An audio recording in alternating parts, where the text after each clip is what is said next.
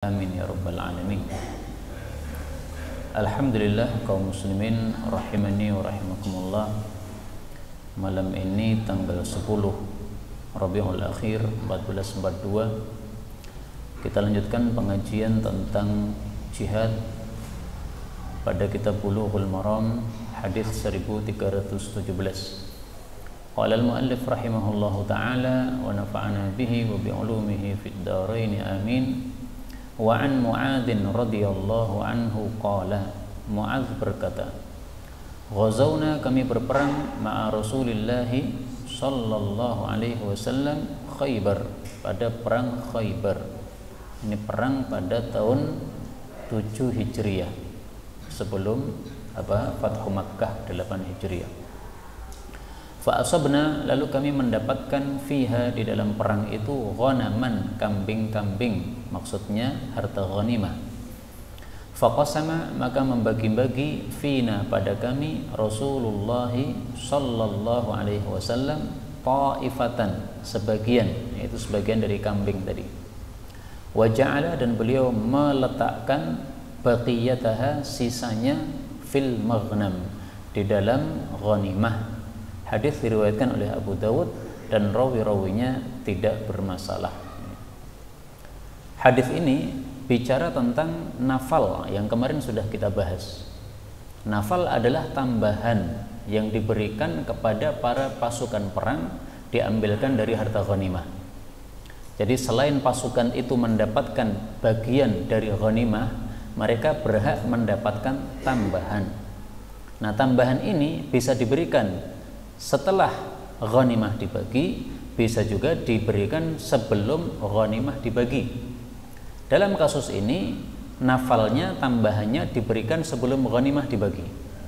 Jadi misalnya peperangan Khaybar, ghanimah semuanya dikumpulkan dulu, nanti dibagi kalau sudah sampai di Madinah misalnya. Tetapi selama perjalanan peperangan, perjalanan dari perang pulang ke Madinah, ini sudah dikasih satu-satu dulu. Kalian ambil satu-satu dulu kambing-kambingnya, karena kambingnya banyak.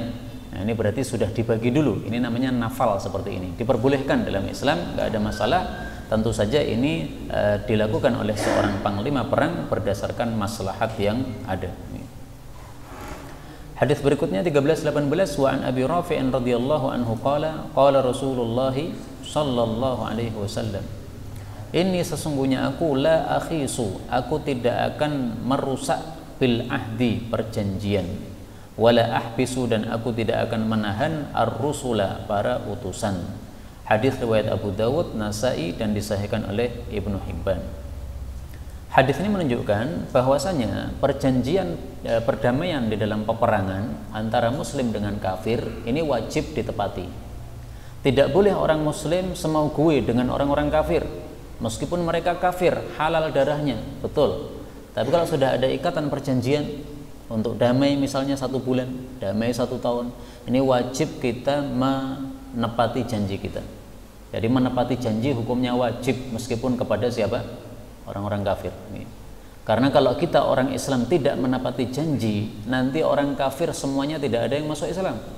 Mereka akan mengatakan orang Islam itu sukanya ingkar janji. Nah, akhirnya menganggap bahwa Islam sesuatu yang jelek, tidak ada yang masuk Islam nantinya. Nah, maka untuk perjanjian damai dengan orang-orang kafir wajib ditepati. Allah Subhanahu wa taala menyebutkan dalam Al-Qur'an surat Al-Maidah, ya ayyuhalladzina amanu aufu bil uqud. Wahai orang-orang yang beriman, sempurnakanlah ikatan-ikatan perjanjian, akad, termasuk akad perdamaian. Nah, ini termasuk yang harus ditepati meskipun kepada orang kafir. Kemudian yang kedua, ar-rusul, utusan dari musuh yang dikirim kepada kaum muslimin untuk menyampaikan surat misalnya, untuk menyampaikan pesan dari pemimpin kafir misalnya. Nah, ini tetap harus dimuliakan. Kenapa dimuliakan? Karena mereka datangnya secara resmi, minta izin, saya adalah utusan dari pasukan sana, menyampaikan satu tugas, satu surat. Nah, maka mereka sebagai datangnya itu sebagai tamu. Tamu wajib dimuliakan, meskipun tamu itu adalah orang apa? Kafir. Karena itu tidak diperbolehkan musuh yang datang ke negara Islam sebagai tamu atau sebagai utusan untuk ditahan, nggak boleh. Kalau mereka datangnya tidak resmi, yaitu dengan mata-mata, nah maka ini hukumnya halal untuk dibunuh, nggak ada masalah.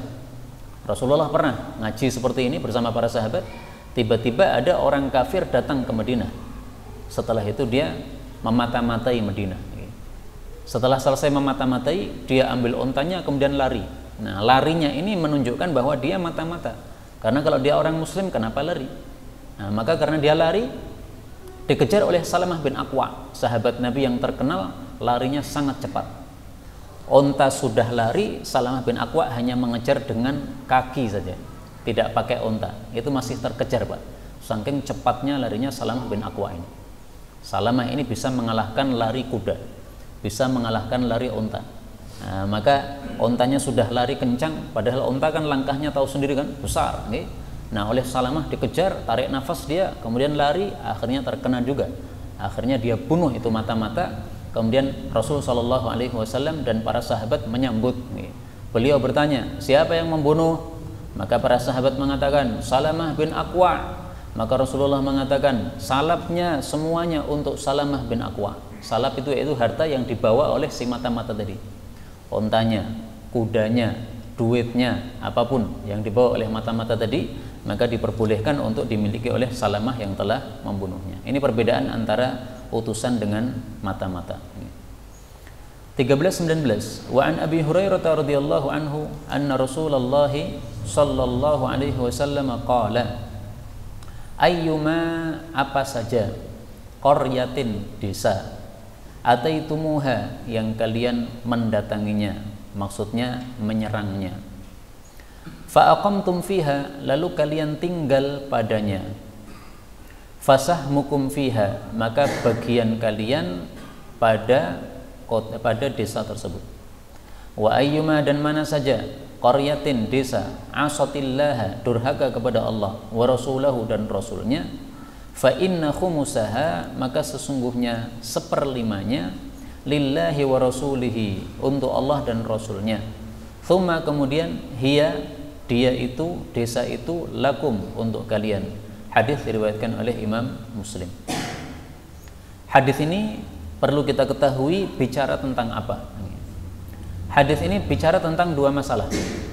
Masalah pertama tentang fai. Masalah yang kedua tentang ghanimah. Fai itu apa? Fai adalah harta ghanimah, rampasan perang yang didapatkan tanpa ada pertempuran. Misalnya umat Islam menyerang kampung kafir, kemudian mereka lari terbirit-birit. Nah, kita dapatkan hartanya, ghanimahnya. Termasuk kampung tadi, kita jadikan sebagai apa? Rampasan perang. Jadi karena kampungnya ditinggalkan, akhirnya kampungnya jadi milik kita. Nah, maka karena tidak ada pertempuran, itu namanya harta fai. Nah, harta fai itu hukumnya tidak dibagi-bagi untuk pasukan perang. Kenapa? Karena mereka tidak melakukan pertempuran, tetapi dimasukkan pada baitul mal. Kemudian kalau sudah masuk baitul mal, maka ini menjadi milik seluruh umat Islam. Karena itulah di sini Nabi mengatakan, ayyuma qaryatin ataitumuha, apapun desa yang kalian datangi, maksudnya kalian serang, kemudian mereka lari tanpa ada pertempuran, fa aqamtum fiha, sehingga kalian bisa tinggal di dalamnya tanpa ada pertempuran, fasahmukum fiha, maka bagian kalian di dalamnya, maksudnya bagianmu bersama umat Islam yang lain sama, rata, tidak menjadi milik kalian harta tadi atau ghanimah tadi, tetapi diberikan kepada baitul mal, kemudian diberikan untuk seluruh kaum muslimin. Bagian yang kedua dari hadis ini bicara tentang ghanimah. Ghanimah itu apa? Rampasan perang yang didapatkan setelah adanya pertempuran dengan orang-orang kafir. Nah, kalau rampasan perangnya didapatkan setelah pertempuran, maka diambil dulu seperlimanya. Seperlimanya diberikan kepada Rasul Shallallahu Alaihi Wasallam, kemudian sisanya 4/5 baru dibagi-bagi untuk para pasukan. Maka di sini Nabi mengatakan, apapun desa yang durhaka kepada Allah dan Rasulnya, maksudnya kafir, kemudian kalian serang, kemudian terjadi pertempuran, kemudian mereka kalah, kemudian mereka dikuasai oleh umat Islam, maksudnya begitu, tapi kalimatnya diringkas. Fa inna khumusaha lillahi wa rasulih, maka diambil dulu seperlimanya, diberikan kepada Allah dan Rasulnya, thumma hiya lakum, kemudian sisanya untuk para pasukan yang berperang tersebut. Inilah pembagian harta rampasan perang di dalam Islam, sangat-sangat adil. Tidak selalu rampasan itu diberikan kepada para pasukan, tergantung apakah ada pertempuran atau tidak. Kalau ada pertempuran, para pasukan berhak karena mereka sudah lelah. Kalau tidak ada pertempuran, maka pasukan tidak berhak karena mereka tidak ada lelah. Karena itu dari sisi hukum Islam, dari sisi fikih jual beli pun juga, dari sisi fikih pekerjaan juga, bahwasanya setiap orang yang bekerja itu berhak mendapatkan upah.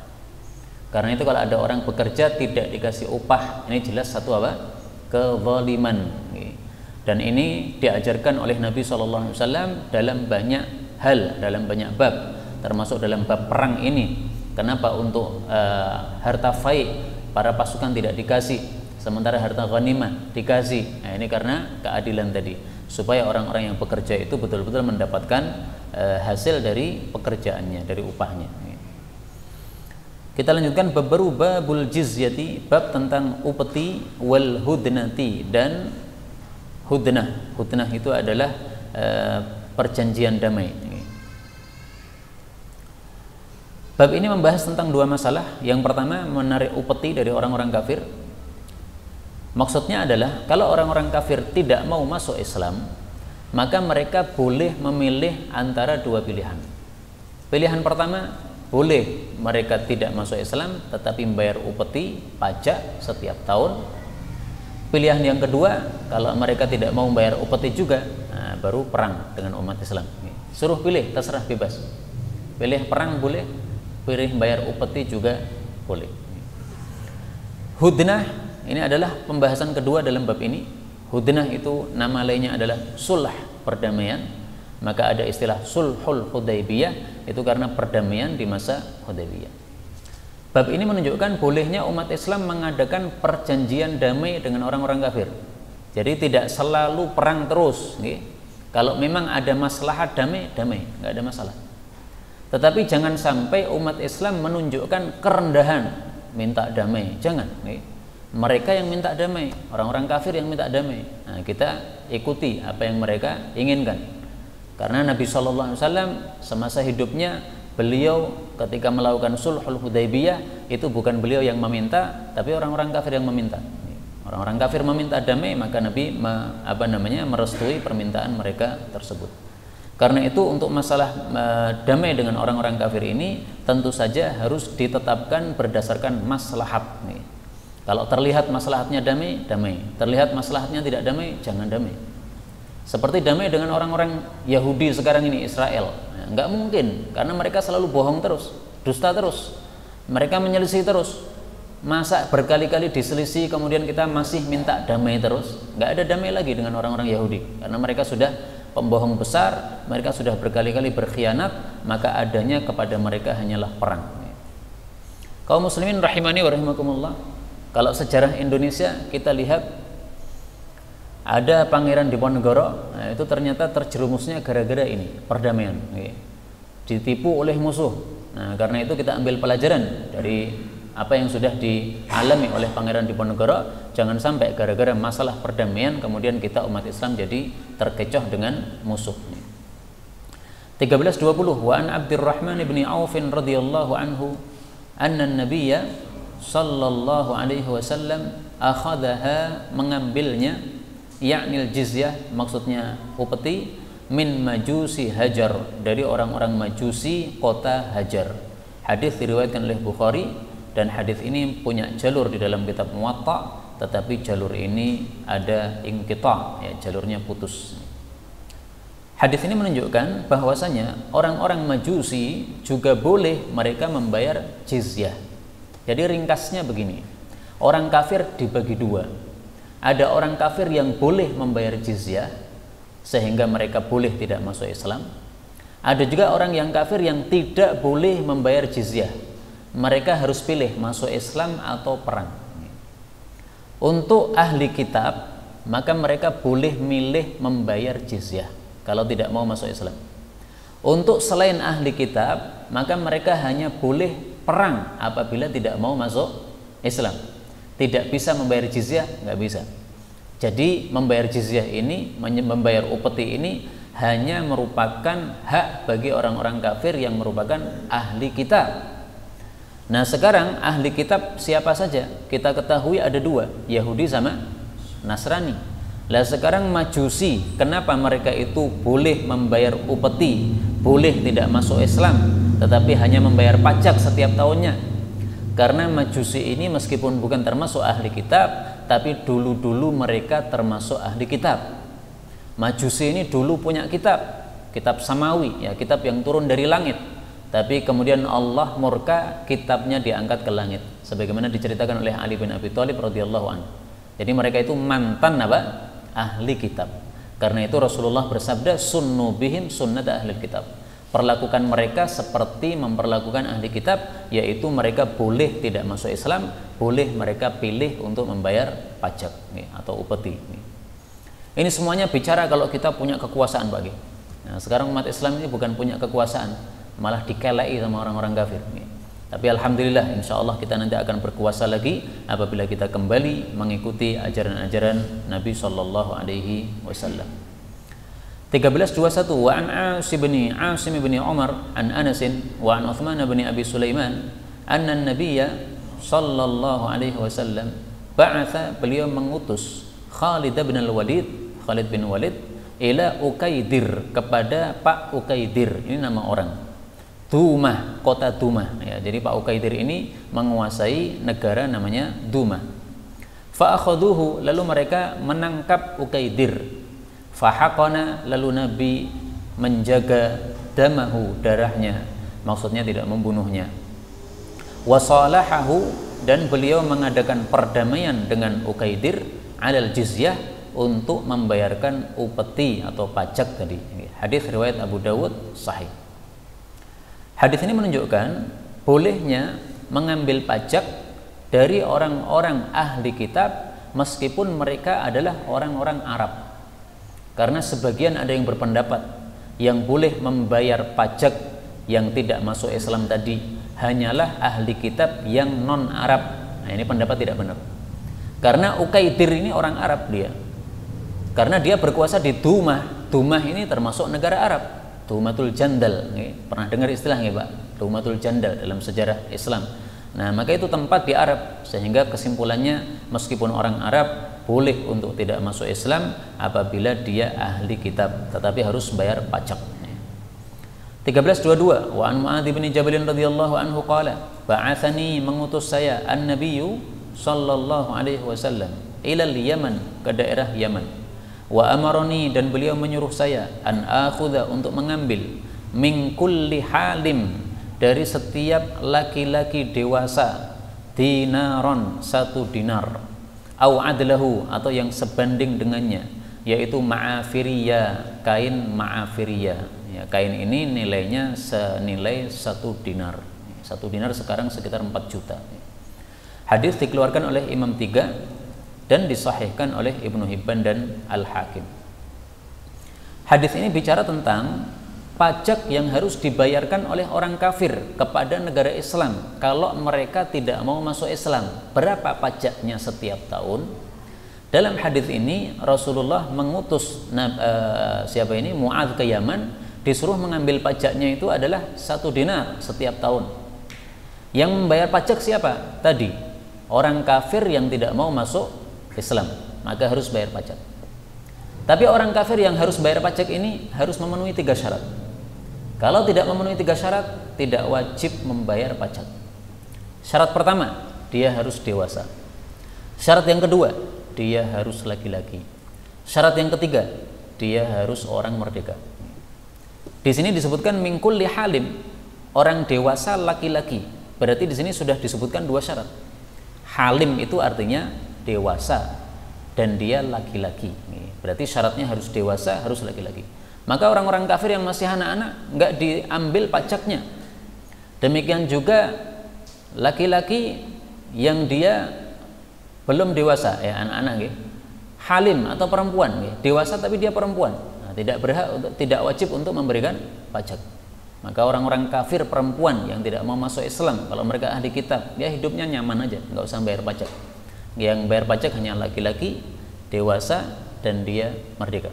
Adapun merdeka ini disebutkan dari dalil yang lain, bukan dari hadis ini.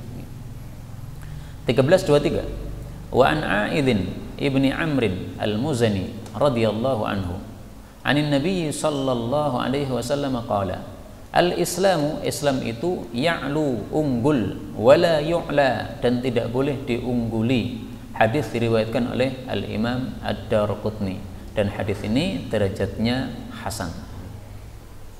Apa kaitan hadis ini dengan hadis tentang pembahasan tentang jizyah tadi?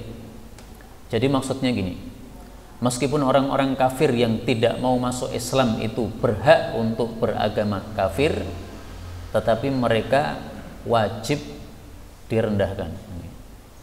Mereka aman hidup di negara Islam, tidak diganggu. Mereka masuk gereja, ibadah di gereja, aman, nggak ada masalah, tidak diganggu oleh umat Islam. Tetapi mereka harus direndahkan. Nah, bagaimana merendahkannya? Kalau Sayyidina Umar dulu pakai peraturan, orang-orang kafir tidak boleh pakai kuda, bolehnya pakai keledai. Keledai itu adalah tunggangan murahan pada zaman dulu. Nah, kalau sekarang mungkin orang-orang kafir yang tidak mau masuk Islam, yang setiap tahunnya bayar pajak, dia harus pakai motor-motor yang kuno. Motor-motor baru nggak boleh mereka beli, karena mereka harus dibedakan dengan umat Islam. Nah, kalau sekarang rata-rata orang kafir malah kaya-kaya, Pak. Motornya enak-enak. Sementara orang-orang miskin, orang-orang muslim rata-rata miskin karena sibuk ngaji, mengamalkan Islam, ya, sehingga cari duitnya sedikit. Tayyib. Inilah yang dimaksud al-Islamu ya'lu wa la yu'la. Islam itu unggul, tidak diungguli, sehingga maksudnya adalah orang-orang kafir yang mereka hidup aman di negara Islam itu harus direndahkan, sehingga mereka harus dibedakan fasilitasnya dari orang-orang muslim. Bahkan dalam masalah pakaian, Sayyidina Umar juga kasih peraturan. Orang-orang kafir supaya mereka diketahui bahwa mereka kafir, maka mereka harus pakai pakaian ini di tengahnya kasih tali di tengah. Nah, sehingga setiap orang yang ketemu di jalan akan tahu ini kafir nih, karena ada talinya di tengahnya. Demikian juga dikasih peraturan, wanita-wanita kafir tidak boleh pakai jilbab, karena kalau pakai jilbab nanti dikira sebagai muslimah. Nah, ini peraturan-peraturan yang semuanya menunjukkan bahwasanya Islam harus diunggulkan, tidak boleh diungguli oleh agama-agama yang lain. 1324. Wa an Abi Hurairah radhiyallahu anhu anna Rasulullah sallallahu alaihi wasallam qala la tabda'u, janganlah kalian memulai al-yahuda wan nasara, kepada Yahudi dan Nasrani, bis salam, dengan ucapan salam. Wa idza, dan apabila laqitum, kalian berjumpa ahadahum, dengan salah satu mereka, fi tariqin, pada satu jalan, fattarruhu, maka desaklah dia, ila adyaqih, kepada paling sempitnya jalan tersebut. Hadis riwayat Muslim. Hadis ini adalah memberikan contoh bagaimana al-Islamu ya'lu wa la yu'la. Jadi orang kafir yang boleh hidup di negara Islam secara aman, mereka harus direndahkan. Bagaimana cara merendahkannya? Salah satunya la tabda'u bis salam. Jangan kita mulai dengan mengucapkan salam ketika berjumpa dengan mereka. Karena kalau kita memulai dengan ucapan salam, assalamualaikum, ini berarti menghormatan mereka, meninggikan mereka. Enggak boleh. Kalau mereka yang memulai, enggak ada masalah. Tapi kalau mereka memulai salam, maka jangan dijawab waalaikumsalam, cukup dijawab waalaikum, atau dijawab alaikum. Jadi boleh milih dua, waalaikum pakai wawu atau alaikum tanpa wawu. Itu jawaban bagi orang-orang Yahudi atau Nasrani yang mengucapkan salam kepada kita. Karena kita di Indonesia ini kan hidupnya damai dengan orang-orang kafir. Nah, kadang-kadang orang kafir itu ketemu kita ucapkan salam. Termasuk misalnya RT di kampung saya dulu, ketika saya belum pindah. Nah, waktu itu RT-nya kafir. Tapi karena warganya banyak yang muslim, kalau dia mimpin pertemuan, ya dia mengucapkan salam, Pak. Bapak-bapak, assalamualaikum warahmatullahi wabarakatuh. Nah, kita sebagai rakyatnya gimana ngomongnya kepada Pak RT ini? Jangan waalaikumsalam, waalaikum. Sengatan tak? Tidak usah diberi apa? Warahmatullahi wabarakatuh. Karena itu ajaran dari Nabi SAW. Kemudian yang dilarang oleh Nabi di sini adalah bis salam, ucapan salam saja. Sehingga selain ucapan salam tidak ada masalah. Kalau kita punya tetangga kafir, Kita kemudian ketemu dengan dia, kita mengatakan monggo Pak, ini nggak ada masalah, ya. Kita memulai nggak ada masalah. Yang penting bukan memulai dengan ucapan apa? Assalamualaikum. Karena yang dilarang oleh Nabi hanya ucapan salam. Kemudian di sini Nabi mengatakan, kalau kalian berjumpa mereka di satu jalan, maka desaklah ke bagian tepi. Ini bukan semua jalan, Pak. Tapi maksudnya adalah jalan yang sempit, di mana yang lewat harus satu orang, satunya harus ngalah.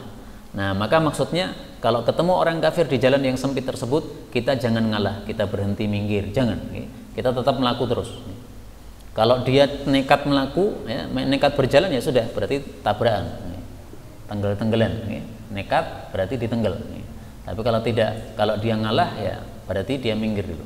Itu maksudnya. Jadi bukan berarti kalau ada jalannya longgar, seperti di luar masjid ini kan jalannya longgar nih. Kita ketemu tetangga kita yang kafir dipepet supaya apa? Nyegur kalen, bukan begitu. Itu namanya tidak benar menerapkan hadis Nabi Sallallahu Alaihi Wasallam. Karena menerapkan hadis ini kita harus tahu bagaimana maksudnya menurut para ulama-ulama yang menjelaskan hadis tersebut. Hadis 1325. Wa 'anil Miswar bin Makhramata wa Marwana anna an-nabiyya sallallahu alaihi wasallam kharaja, keluar amal Hudaybiyah, pada tahun Hudaybiyah. Ini adalah tahun 6 Hijriah. Fadzakara al-haditha, lalu rawi menyebutkan hadis itu bitulihi, panjang lebar. Wa fihi, di dalam hadis itu disebutkan, hadza, ini adalah ma salaha alaih, apa yang berdamai di atasnya Muhammad bin Abdullah, Nabi Muhammad sallallahu alaihi wasallam dengan Suhail bin Amrin. Suhail bin Amr ini adalah tokoh kafir pada waktu itu. Tapi nanti akhirnya beliau jadi sahabat Nabi, masuk Islam pada waktu Fathu Makkah. Ini masih kafir dia. Apa isi perdamaiannya? Ala wad'il harbi, untuk meletakkan peperangan, maksudnya gencatan senjata, selama berapa lama? Asyra sinin, selama 10 tahun.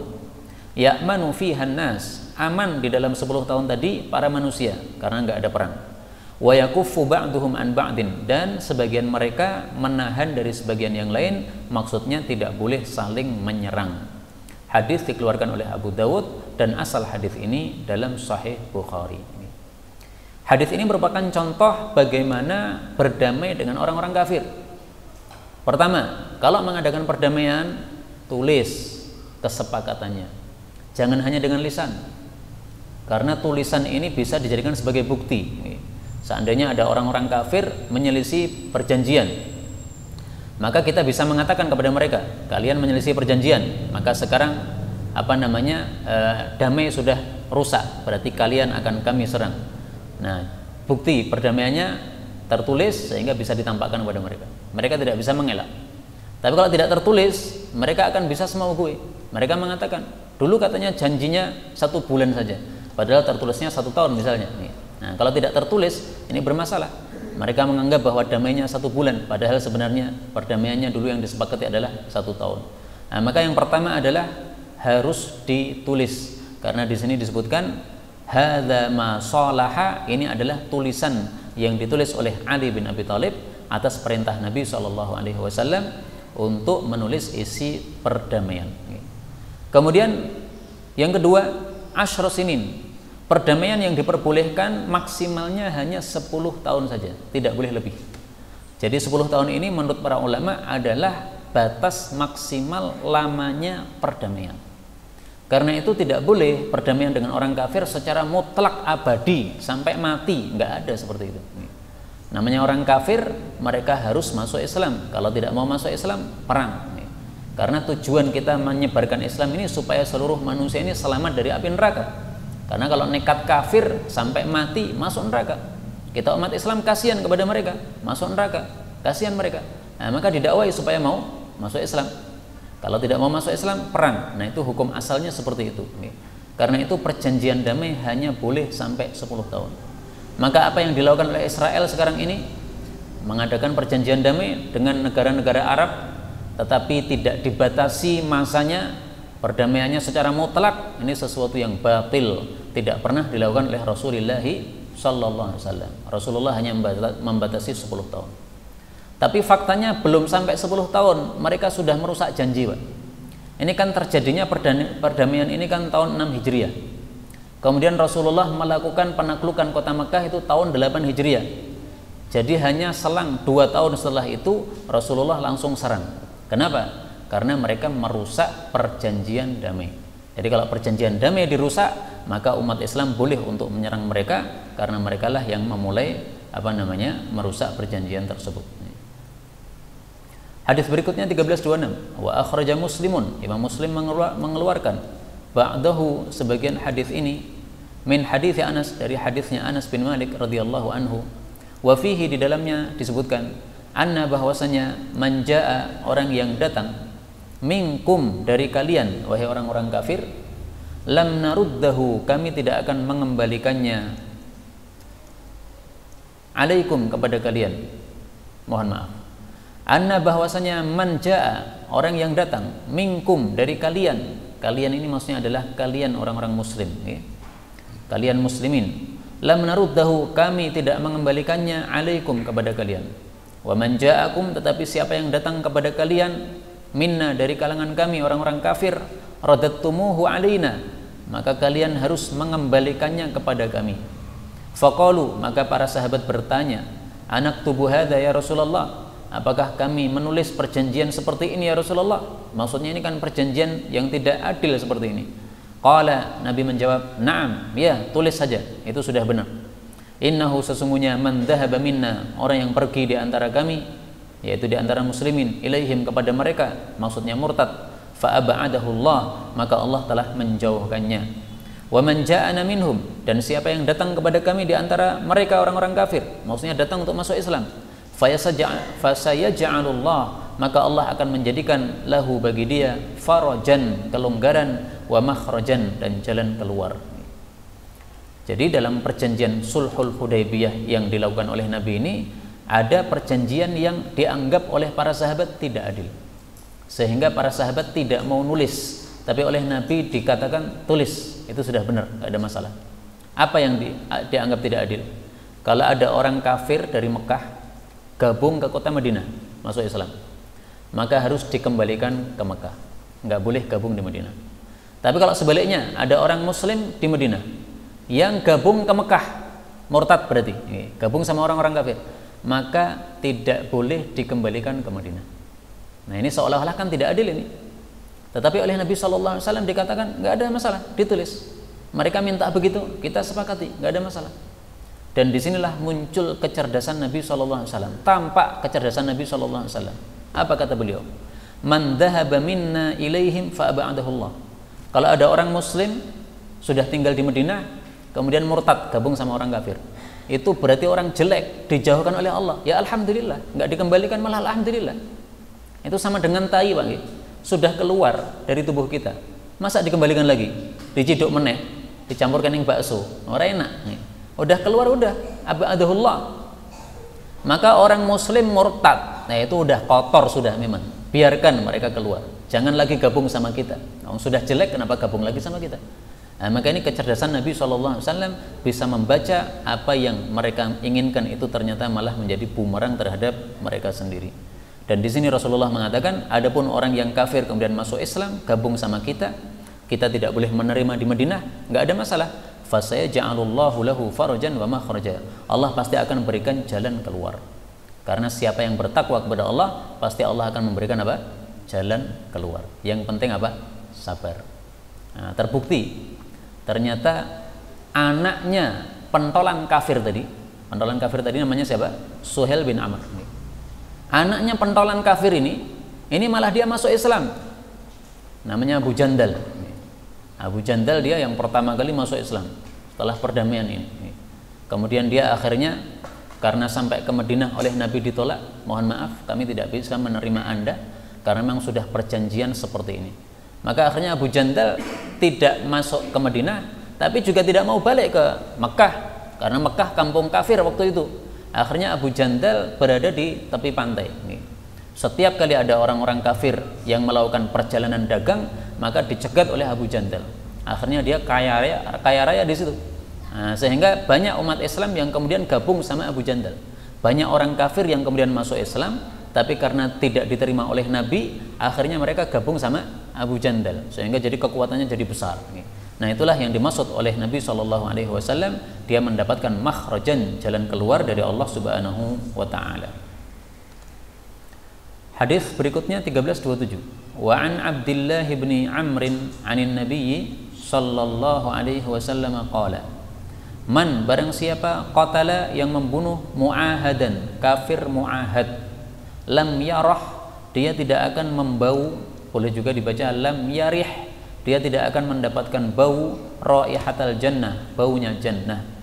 Wa inna rihaha, dan sesungguhnya baunya jannah, la yujad, sungguh bisa didapatkan, bisa tercium, min masirati, dari perjalanan arba'ina aman, 40 tahun, maksudnya 40 tahun perjalanan dengan onta. Hadis dikeluarkan oleh Al-Imam Al-Bukhari. Hadis ini menunjukkan bahwasanya kalau ada perjanjian damai dengan orang-orang kafir, maka orang-orang kafir yang mengadakan perjanjian damai itu tidak boleh dibunuh, haram darahnya. Hartanya juga tidak boleh dirampas, haram darahnya dan hartanya. Maka orang kafir bisa dibagi dua. Kafir yang halal darahnya, yaitu kafir harbi, kafir yang memerangi kita. Yang kedua, kafir yang haram darahnya, tidak boleh dibunuh, yaitu kafir yang tidak harbi, yang tidak memerangi kita. Nah, orang yang kafir yang tidak harbi ada 3 macam. Yang pertama, kafir yang tidak masuk Islam tetapi dia mau membayar pajak tadi, bayar pajak kepada pemerintah Islam. Yang kedua, kafir yang sedang mengadakan perjanjian damai dengan orang-orang muslim. Itu yang dimaksud dalam hadis ini, mu'ahad, sedang mengadakan perjanjian damai dengan orang-orang muslim. Yang ketiga, orang kafir yang sedang diberi keamanan oleh salah satu dari orang muslim. Nah, 3 orang kafir ini semuanya adalah haram darahnya, tidak boleh dibunuh. Bagaimana kalau dibunuh? Kalau dibunuh, maka menyebabkan kita tidak mendapatkan bau jannah. Apa maksudnya tidak mendapatkan bau jannah ini? Ini adalah hukuman dari Allah Subhanahu wa taala. Dia masuk ke dalam jannah tetapi tidak mendapatkan bau jannah. Bisa jadi begitu, tetapi para ulama menjelaskannya, rata-rata para ulama menjelaskannya tidak seperti itu. Dia tidak masuk ke dalam jannah gara-gara dia membunuh kafir apa? Mu'ahad. Tapi dia tidak masuk ke dalam jannahnya ini adalah bukan selama-lamanya, tapi ada batasnya. Kamu tidak bisa masuk ke dalam jannah dulu karena kamu dulu membunuh kafir yang tidak memerangi kaum muslimin. Kamu dihukum dulu. Umat Islam yang lainnya sudah pada masuk jannah, kamu dihukum, nggak bisa. Setelah Allah memberikan ampunan kepada dia, baru dia bisa masuk ke dalam jannah. Karena itu ini termasuk dosa besar. Membunuh orang kafir yang tidak memerangi kita termasuk dosa besar. Karena diancam kita tidak masuk surga, meskipun tidak masuknya tidak selama-lamanya, ada batasnya. Jadi lam yarah raihatal jannah, tidak mendapatkan baunya jannah, artinya tidak masuk jannah. Tapi tidak masuk jannahnya bukan selama-lamanya, tapi ada batasnya. Wallahu taala alam bisawab. Inilah yang dapat kita pelajari pada malam hari ini secara ringkas, benarnya dari Allah Subhanahu wa taala, dan apabila ada salahnya fa astaghfirullahal azim li wa lakum. Ada pembahasan mungkin?